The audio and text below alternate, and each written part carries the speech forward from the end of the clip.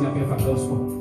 This morning we are gathered in His presence just to honor the Lord together with us. I would request you to join with us this morning as we give glory to the King of all Kings, giving Him all the adoration for there is none to be like Him. The Lord is faithful to each and every one of us. The Lord is good. He is worthy in the morning, worthy in the afternoon, in the evening hour that is still worthy. You can join with us this morning as we worship His presence this morning. Father, we give you glory. Father, we give you the honor. There is none to be like this morning. Tumekuja mbele zako Mfalme tukuabudu, tukupe ibada ya sifa asubuhi leo. Asante maana umefanyika kwa Mungu mwaminifu kwa maisha yetu. Hatujapata mwingine aliye kama wewe. Wewe ndiye kimbilio letu Bwana, wewe ndiye mwamba wetu ulio imara. Kwako tumesimama asubuhi ya leo. Kwako tumejengwa asubuhi ya leo. We give you all the glory. We give you all the adoration, our Father. There is none to be like you this morning. We worship you, Jehovah God. We give you glory, we give you praises. This morning we have come to bow before you, to declare there is none to be like you, to lift up our hands before you and worship you, our Maker, to bow down before you, our Maker, and give you all the adoration. Receive all the glory, receive all the honor. Thank you for giving us this chance to come before you this morning and worship you, for giving us this chance this morning to come before you and declare there is none to be like you. You are worthy this morning, we give you glory. We give you glory, we give you honor, Lord. There is none to be like you, Lord. We worship you, Lord. We give you praise, we give you glory. We give you glory, we give you glory, we give you glory. We give you glory, Lord. We worship you, Lord. You are worthy, Lord, none is to be like you.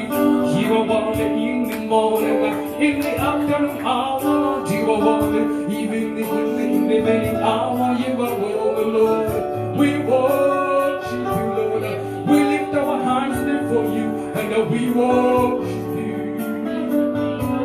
We worship you, Lord.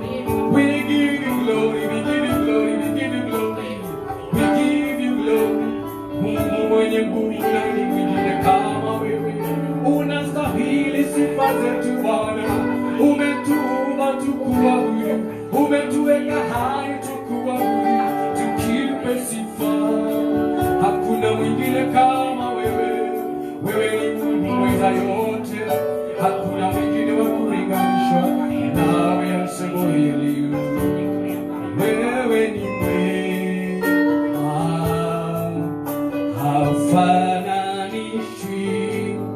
Wewe ni mwema, Bwana.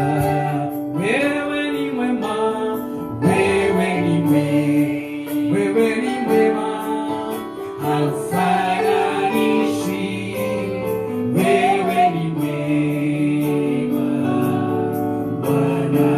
Nasema wewe mwema, wewe ni mwema, wewe ni mwema, haufananishwi.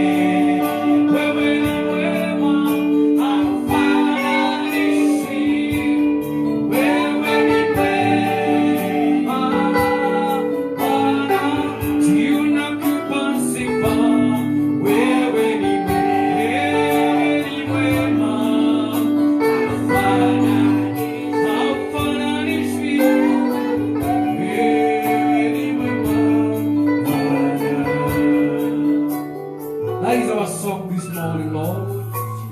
But let's not to be compared with you. Wewe ni Mungu mwema na mweza wa yote. Zaidi ya kila kitu Bwana umeinuliwa juu. Na asubuhi ya leo Bwana tumekuja kutangaza ya kwamba wewe ni mwema na kuna mwingine aliye kando yako. Tumejaribu kutafuta hatujapata aliye kama wewe. Tumejaribu kutafuta jemedali kama wewe hatujapata. Tumejaribu kutafuta mwingine wa kulinganisha nawe. Hakuna wala hakutakuwa.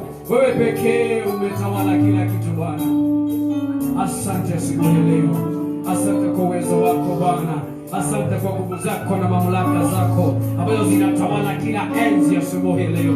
Thank you for who you are in our midst, oh God. We give you glory. We give you the honor. We give you glory, Lord. Najabeni zako Mungu nikiwa nazo heshima zote, ninakiri yale uyatendayo wewe Bwana, hakika wewe ni mwema. Nasema naja mbele zako, naja mbele zako Mungu wangu, wewe Mungu wangu, nikiwa nazo heshima zote, heshima ni zako, ninakiri yale uyatendayo yote Bwana, uyatendayo, hakika wewe ni mwema. One more time, naja mbele zako, naja mbele zako Mungu wangu, nikiwa nazo heshima, nikiwa nazo heshima zote, ninakuja kusema ninakiri yale uyatendayo, hakika hakika wewe ni mwema. Hakika wewe ni mwema Bwana, hakuna mwingine aliye kama wewe. Asante kwa kupokea ibada yetu asubuhi ya leo. Uinuliwe na utukuzwe Bwana. Asante kwa nguvu zako na uwepo wako ndani ya nyumba siku ya leo. We give you glory, we give you all the honor. Kwa jina la Baba, la Mwana na la Roho Mtakatifu, kila mtu aseme amen. Tupe Bwana makofi kidogo, tukimpa Bwana ibada ya sifa. Amen. Bwana ametoa uzima wa bure, na yeyote atakaye atapata bure. Ametoa yule atakaye atapata bure. Bwana ametoa baraka za bure, na yule atakaye atazipokea. Bwana ametoa yule atakaye atapata bure.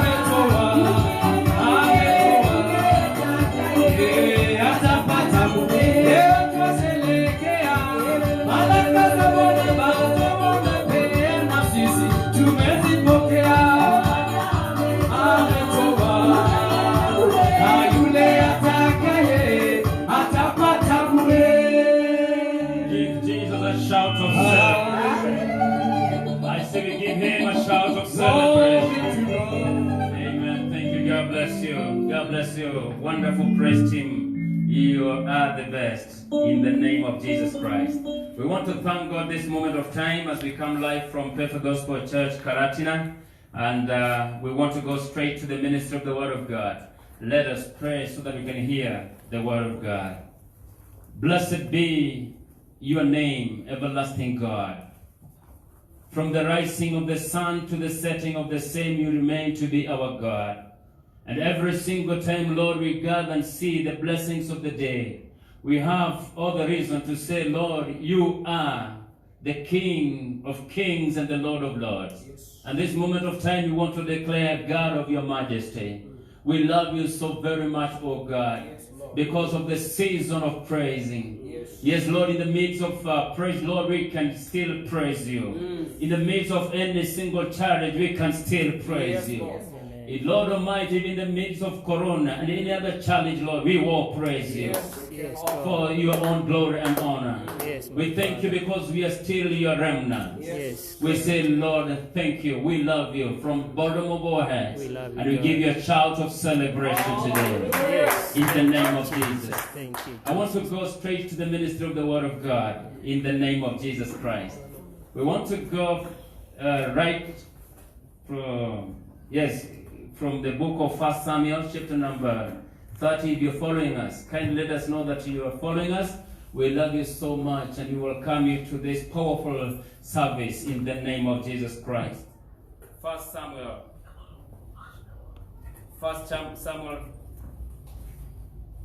from verse number 1. And God is going to bless us.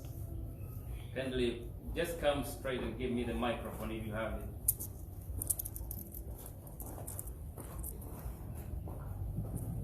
First Samuel, chapter number 30, from verse number 1. And God is going to bless us. 2 days later, David and his men arrived back at Ziklag. The Amalekites had raided southern Judah and attacked Ziklag. They had burnt down the town and captured all the women. They had not killed anyone, but had taken everyone with them when they left. When David and his men arrived, they found that the town had been burnt down and that their wives, sons, and daughters had been carried away. David and his men started crying and did not stop until they were completely exhausted. You can now imagine men crying until they didn't have any single energy to cry. Verse number 5, even David's 2 wives, Ahinoam and Abigail, had been taken away. David was now in great trouble because his men were all very bitter about losing their children, and they were threatening to stone him. But the Lord his God gave him courage. David said, go to the priest Abiathar, son of Ahimelech, bring the ephod. And Abiathar brought it to him. David asked the Lord, shall I go after these leaders, and will I catch them? He answered, go after them. you will catch them and rescue the captives. May God bless His word, and the church shout a big amen. Amen. I want to share with us a message God has dropped in my heart. We are calling it a season of recovery is coming. A season of recovery is coming. Amen. Yes, that is the message that I want to share with all of us, that a season of recovery is coming. Yes, there is something that God dropped in my heart, and when we are done with this service, I know some of you will stand strong, will stand tall, and say to the enemies, my enemies, don't gloat over me. Even though I fall, Yes. I am going to rise again. Amen. So in this season, possibly there are so many things that are coming your way. Kuna mambo imekusonga and you feel like you want to throw away your towel. You don't want to continue. Hutaki kuendelea. But I'm telling you, in the name of Jesus, a season of recovery is coming. Amen. I want to give you this simple message. In the portion of scriptures where we have already read, tumeona mtumishi wa Mungu anaitwa Daudi. Inaitwa vita dhidi ya Wamaleki. Daudi katika mlango wa 29 alikuwa amefukuzwa na Wafilisti, or the Philistines. There are some guys who wanted to go and fight these guys. Na maandiko inasema ya kwamba wakati Daudi alipoenda kule kuwasaidia vita, yes, walikuwa wanajua ya kwamba yeye anajua kupiga vita kabisa. Walijua ya kwamba kuna wimbo Daudi alipokea ya kwamba ameua watu wengi hata kuliko Sauli. Lakini walipoenda pale, wale Wafilisti wakasema ya kwamba hatutaki msaada wako. Kwa hivyo wakaambiwa kwamba rudi kwenu kule Ziklagi. Ziklagi ni mji ambao Daudi alikuwa amepatiwa na kama urithi wake. Maandiko inasema ya kwamba alipokuwa anarudi katika nchi yake, akakuta ya kwamba vitu vyake vimeenda, na alikuwa na jeshi kubwa sana. Akakuja akapata ya kwamba mali yake, watoto wake na wake wote Daudi, baadhi ya wale ambao walikuwa nao, mmoja ni Abigaili. Nikinena sana kuhusu Abigaili, watu wengine wanajua tuko na watoto wengi wameitwa Abigail. Mwingine alikuwa anaitwa Ahinoamu. Walikuwa wametekwa nyara. Mstari wa 4 ndio nilikuwa nikistaajabika kuona ya kwamba wanaume wanakusanyika. Maandiko inasema ya kwamba walilia, ndipo Daudi na watu wake waliangua kilio, wakalia hadi walipoishiwa nguvu. Every single time you find men crying, kuna jambo ngumu sana. Na labda hivi ndivyo ilivyo katika mazingara yako. Ninaponena neno la Bwana kwako, kuna jambo ambalo limekufinya, kuna mambo imekufinya kiafya, umefinyika. From the daybreak, ukiamka asubuhi unaanza maisha ya kilio. Unasikia kwamba there is nothing good coming. Maandiko inasema pale tumesoma ya kwamba David was now in great trouble. Alikuwa katika shida kubwa sana na dhiki kubwa sana, kwa sababu hawa wapendwa waliokuwa nao watu 600 wakapanga kumuua. Watu wake wameenda, wake zake wameenda, mali yote imeenda. Lakini nashukuru Mungu mwenye nguvu zote. Maandiko inasema ya kwamba walikuwa wamechukuliwa kila kitu, lakini hakuna mtu alikuwa amekufa. The Bible says in the book of Ecclesiastes that a living dog is better than a dead lion. There was hope ya kwamba hakuna mtu alikuwa amekufa, walikuwa wamenyakuliwa. Na kwa hivyo akaitisha msaada kwa Abiathar ambaye alikuwa ni kuhani. Akaulizaje, naweza kuenda kuwapokea nikiwafuata wale wa Amaleki? Je, ninaweza kupokea vitu vyao? Inasema ya kwamba Mungu akamnenea Daudi akamwambia, mstari huu, he said, go after them, you will catch them and rescue the captives. I want to say to every single person listening to me, labda afya yako unasikia kwamba umedhoofika, unasikia kimfuko umedhoofika. Number 1, if you want to require or get into a season of recovery, you need to ask God. Ni lazima tuwe ni mtu ambaye ni wa maombi. Usiende kuingia katika vita vya recovery usipo na uhusiano mzuri na Mungu. Kwa hivyo Daudi, maandiko inasema he sought the face of God. In your current situation, my friend, you can seek the face of God. Amen. Tutafute uso wa Mungu, na Mungu akamwambia kwamba you will recover. And I'm telling you that I hear the bells ringing from heaven. Ya kwamba we are just about to get into a season of recovery in the name of Jesus Christ. Maandiko inasema kwamba Daudi ukiendelea kusoma pale, Daudi akachukua wanaume 600. I'm just about to bring something that God dropped in my heart. Akachukua wanaume 600 wakaenda kufuatilia kule kufuata Waamaleki. Waamaleki walikuwa ni adui wakubwa sana wana wa Israeli. From the word go, they were great enemies of the children of Israel. Na leo niwaambia kwamba tunaponena Waamaleki wangali wako. There are some people who will still follow your destiny. They are Waamaleki wa hatima yako. Maandiko inasema ya kwamba akawafuata. Katika safari hiyo ukisoma mstari wa 11, wakakuta Mumisri ambaye alibaki nyuma. Walikuwa wamemtupa yule Mumisri, na alikuwa amekaa siku 3 bila chakula. This guy had stayed for 3 days without food. Na wanaume hawa 600 this time around they were not 600, because in verse number 9 walifika katika kisima cha Besori. Tell your neighbor, kisima cha Besori. The brook of Besor. Kuna wanaume wa 200 walibaki katika hicho kisima cha Besori. Nitaongea kidogo tu kuhusu hicho kisima cha Besori. Wanaume 400 wakaendelea safari, lakini wanaume 200 walikuwa wamechoka sana, wakaenda pale wakakaa katika hicho kisima. Nitanena kidogo tu kuhusu hicho kisima, lakini maandiko yanasema walipoenda wakakuta huyu Mumisri, wakamchukua wakampelekea Daudi.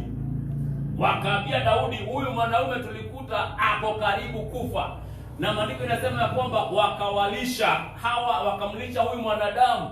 Kisha Daudi akauliza huyu Mumisri, wewe umetoka wapi?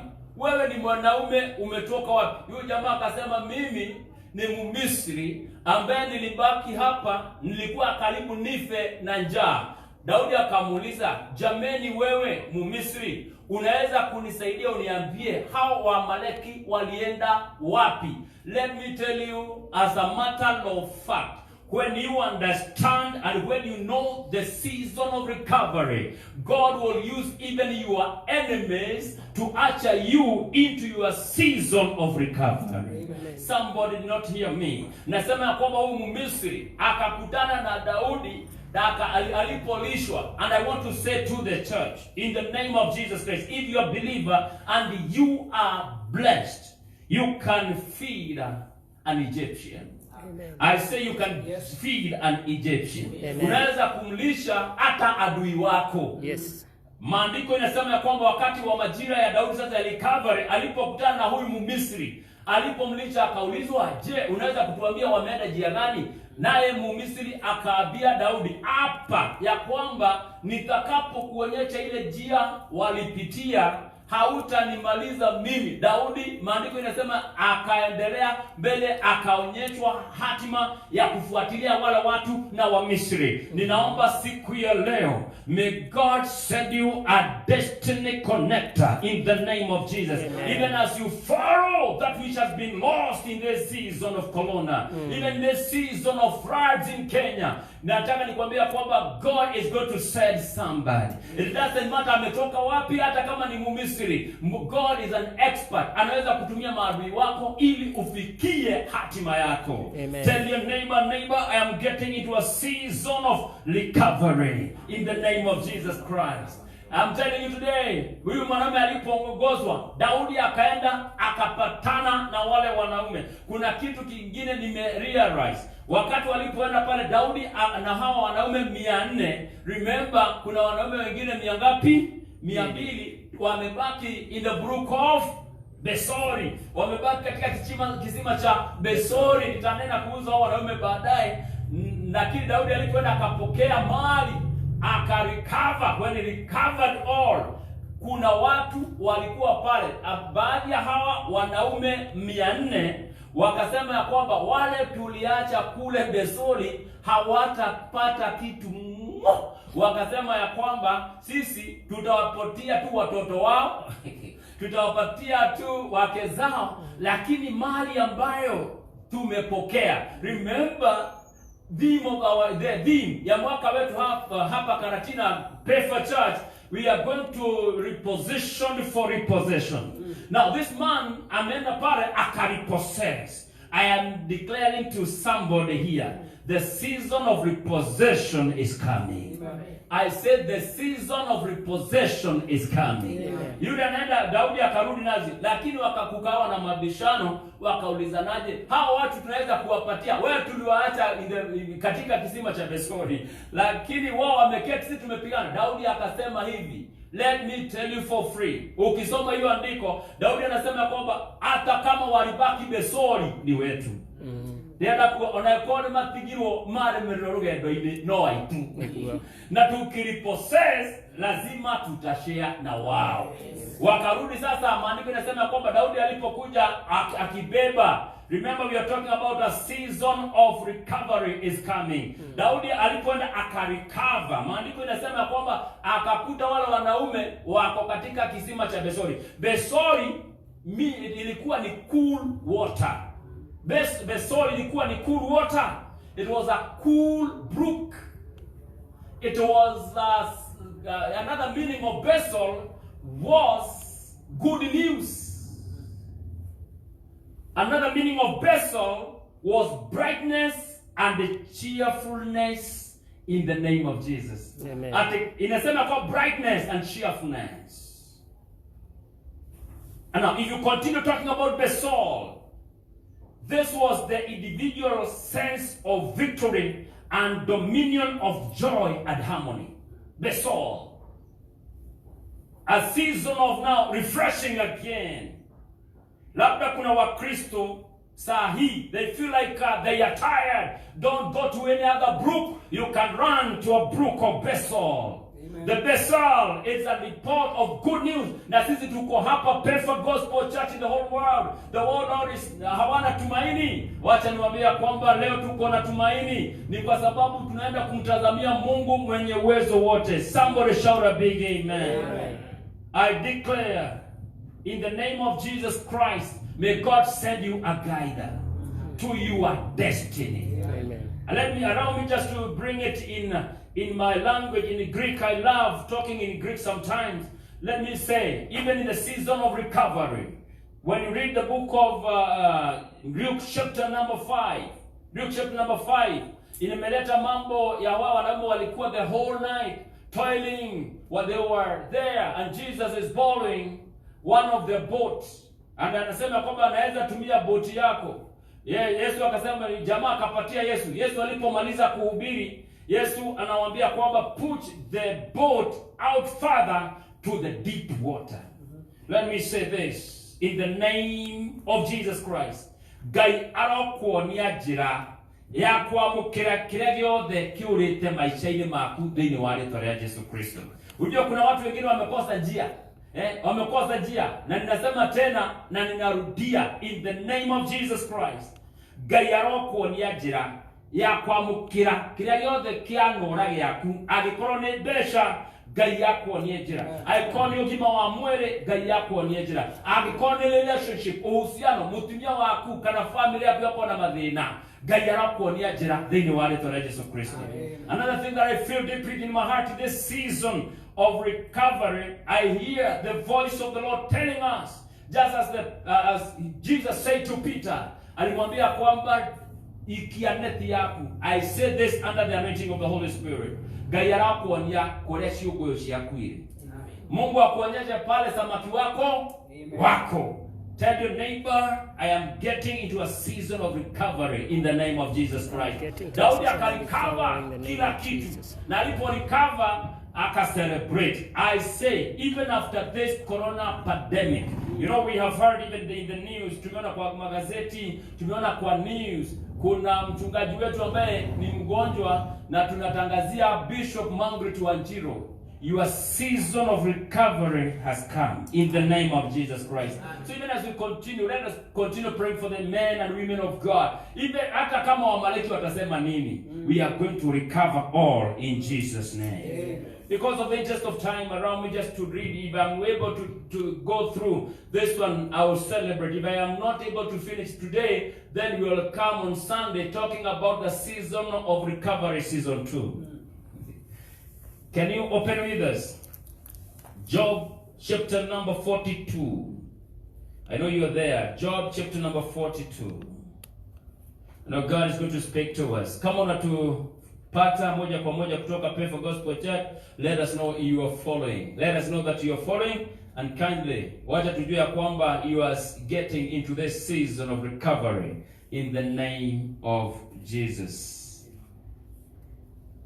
Job chapter number 42 from verse number 10. Remember, we are coming right from Pefa Gospel Church, Karatina Town. Job 42 from verse number 10.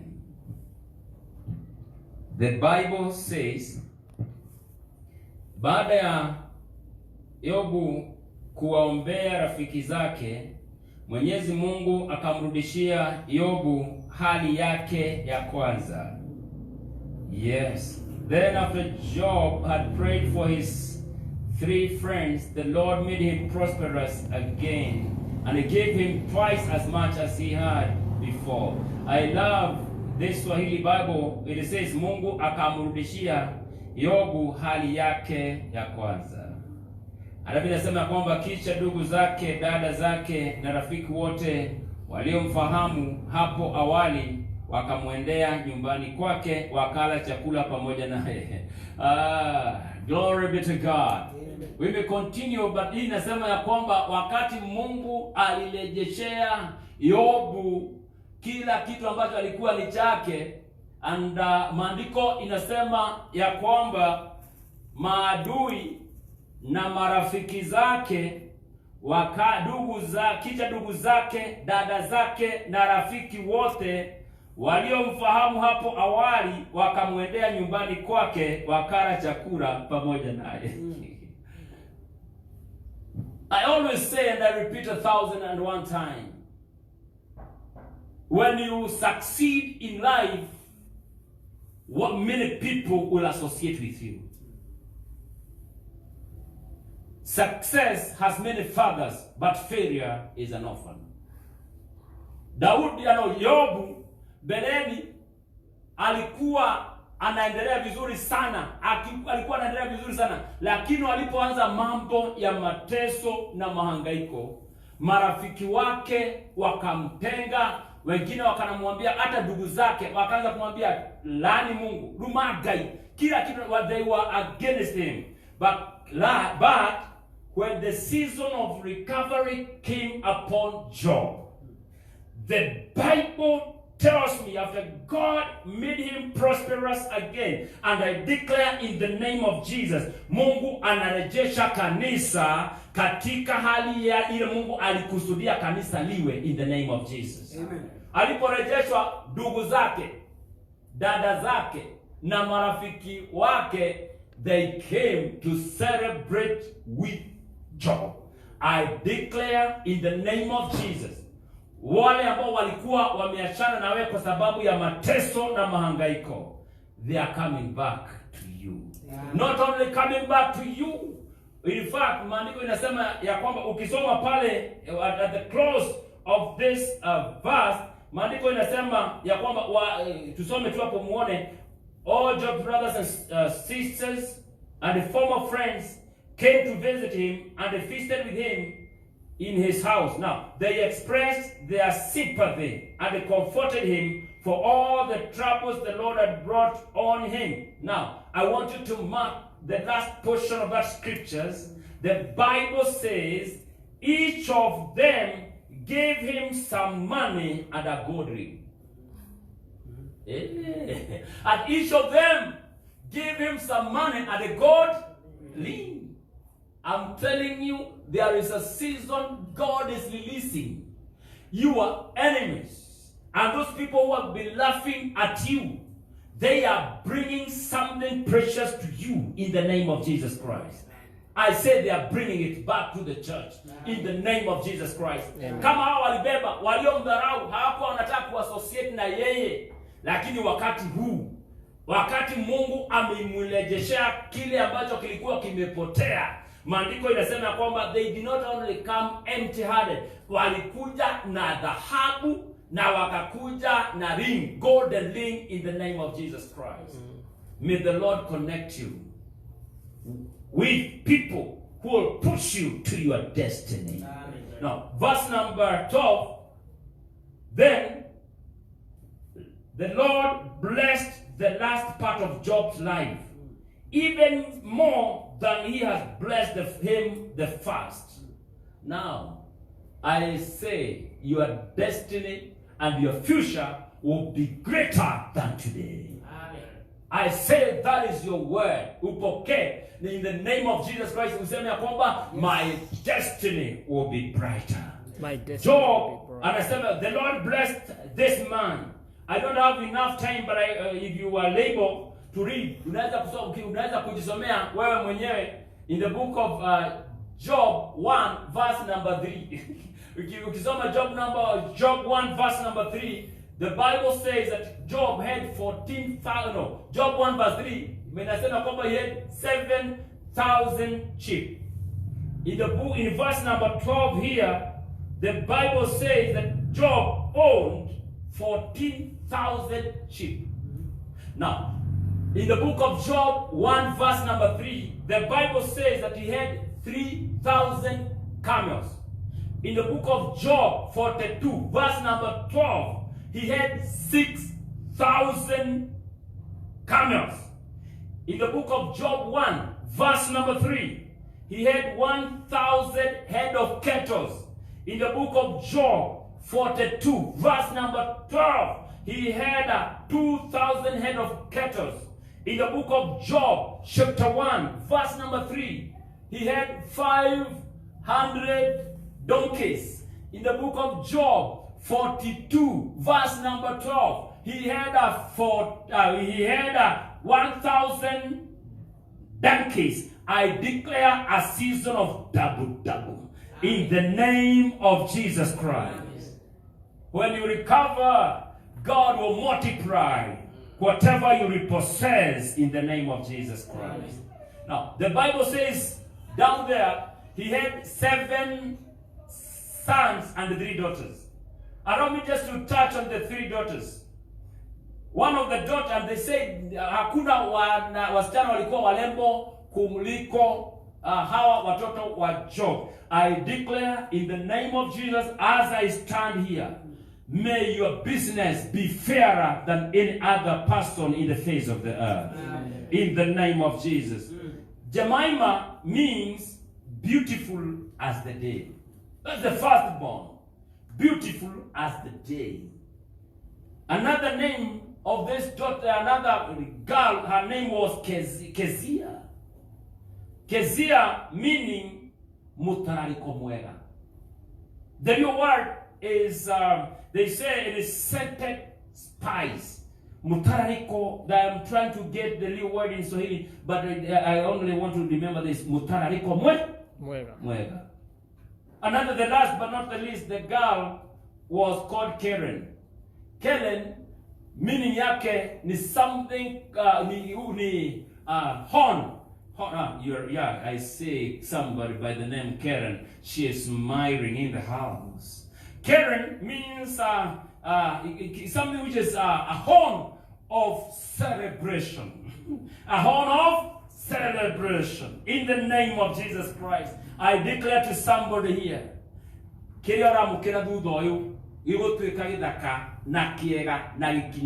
you can declare in Jesus' name, nobody will tunya me in Jesus' name. Amen. We are getting into a season of recovery in the name of Jesus. And the Bible says after this man lived 140 years. After this long enough, he lived kumamu the nyoyo atulia miaka 140.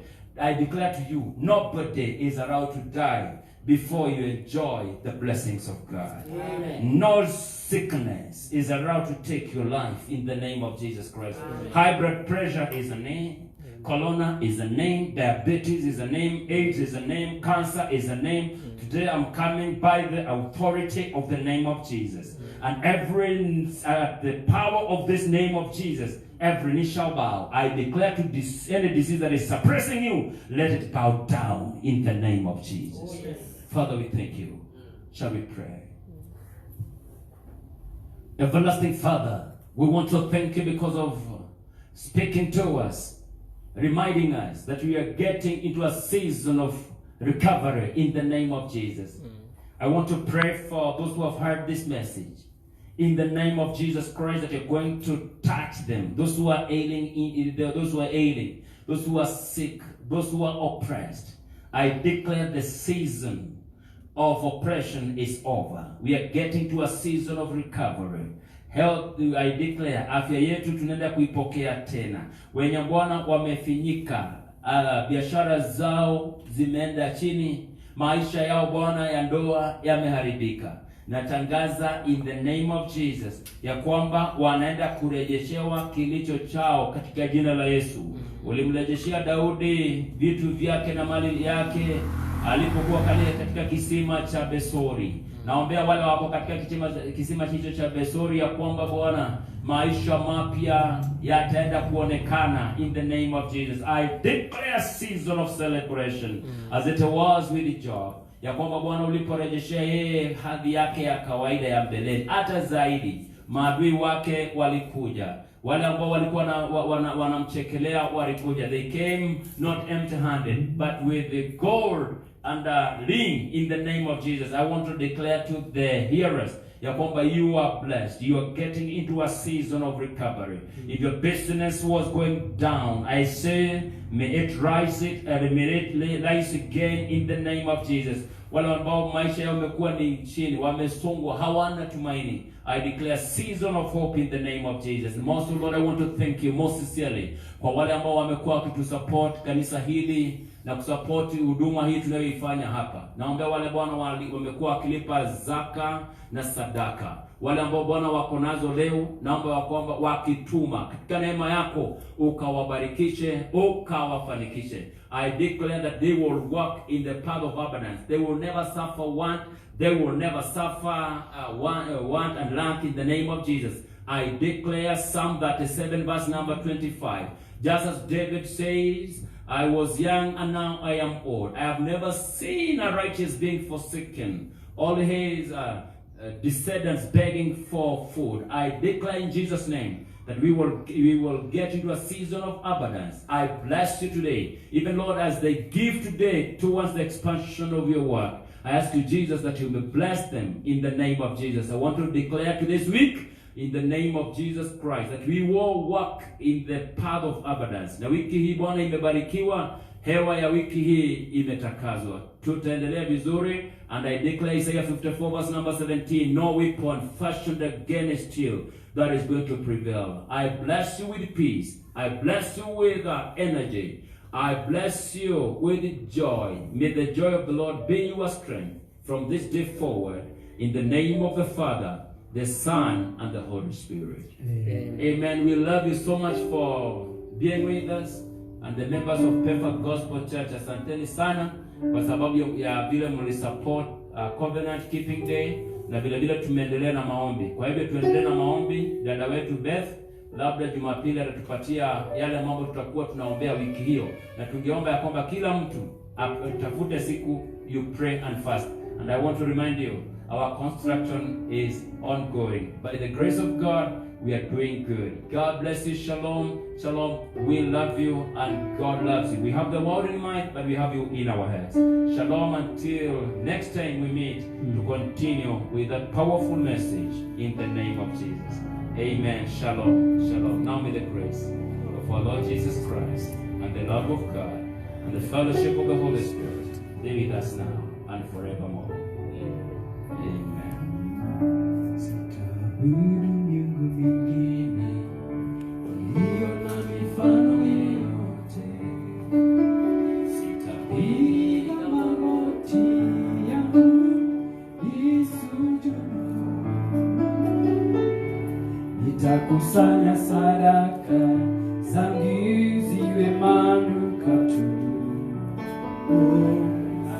wa Yesu